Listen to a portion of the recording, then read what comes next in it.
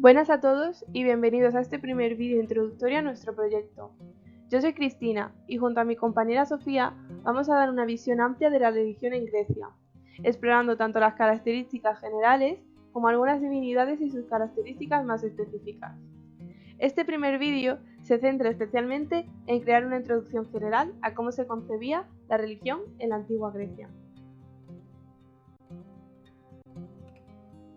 Primeramente, el concepto de religión y las clasificaciones que se establecen son conceptos modernos aplicados a la sociedad antigua.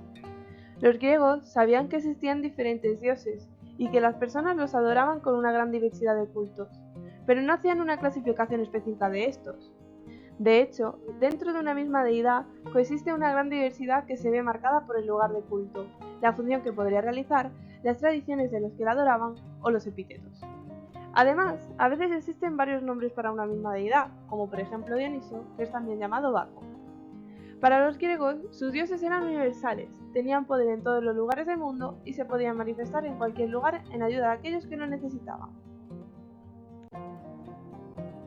La religión griega abarcaba la zona que conocemos hoy en día como Grecia, así como las regiones de la costa de Asia Menor, las orillas del Mar Negro, las islas del Mar Egeo y el Mar Jónico, la Italia del Sur y Sicilia, y otros lugares del mar Mediterráneo como Masalia, la ciudad de Cirene, Libia o Alejandría. La característica principal de los dioses y de la religión en Grecia era la personificación de los dioses. Los dioses solían ser representados con forma humana, con sentimientos humanos y con rasgos de un carácter propio. Esto es influencia de culturas orientales como la sumeria, la acadia o la hitita. No solo se personificaba a los dioses principales, sino también a conceptos abstractos como el sueño, la noche, el miedo o el destino. De esta manera, nos encontramos un ámbito de personificación en todos los aspectos de la religión. La religión griega tenía tres funciones fundamentales en la sociedad griega. Primeramente, dar sentido a la realidad explicando los fenómenos naturales inentendibles de la época. Segundo, explicar al hombre su llegada a la tierra con el origen de todo. Y finalmente, se utilizaba como un elemento de cohesión y de protección frente a las comunidades extranjeras. Un panteón podría ser explicado como la selección de dioses que posee cada cultura. Estos son dioses personales y tienden a formar una familia.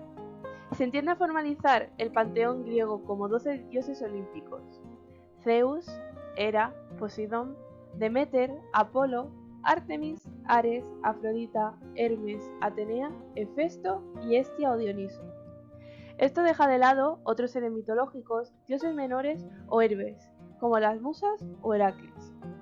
Se empieza a formalizar esto de los 12 dioses en Olimpia y en Atenas desde antes del 500 a.C., y para el tiempo de Platón esto ya está normalizado. Sin embargo, antes de los dioses se encontraban los titanes, y, al principio, estaba el océano o el caos, dependiendo del poeta que lo cuente. Además, existían muchas más deidades que no eran tan veneradas, pero también existían dentro de la religión griega. Por ejemplo, las deidades menores de la naturaleza. Aunque todos los dioses se conectaban de alguna manera, existían deidades menores específicas de la naturaleza que se dividían en dos grupos.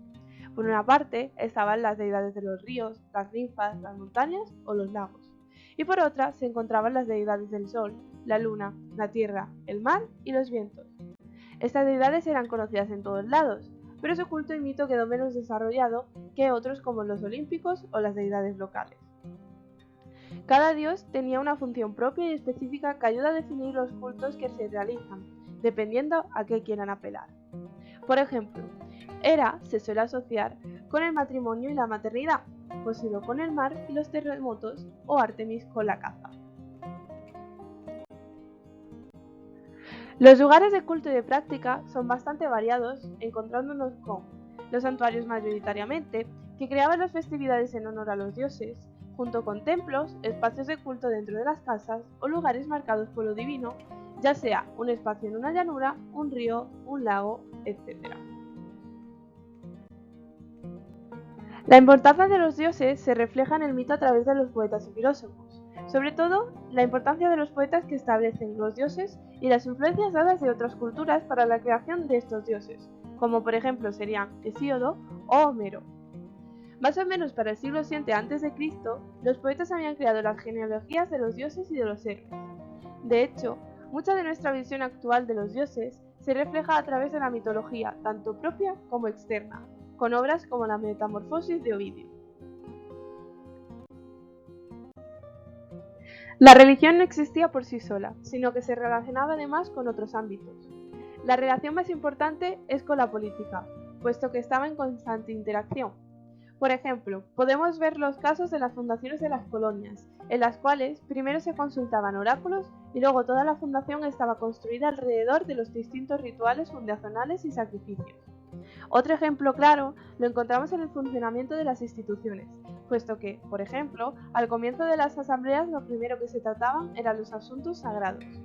Además del ámbito político, también se relacionaban con un ámbito de la vida cotidiana, ya que las prácticas de la religión griega, es decir, los rituales y cultos, formaban parte de la vida cotidiana de la polis. Todos los ciudadanos participaban dentro de las prácticas religiosas, integrándose así en la comunidad. Finalmente, hay que destacar el papel de la mujer dentro de este ámbito religioso, puesto que marcaba una ruptura con otros ámbitos.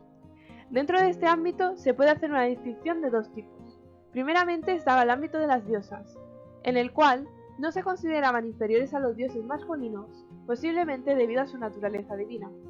El segundo ámbito es el de la mujer dentro de la sociedad. En este ámbito, las mujeres no solían frecuentar los lugares públicos de la ciudad, sino que vivían relegadas a un ámbito privado y doméstico.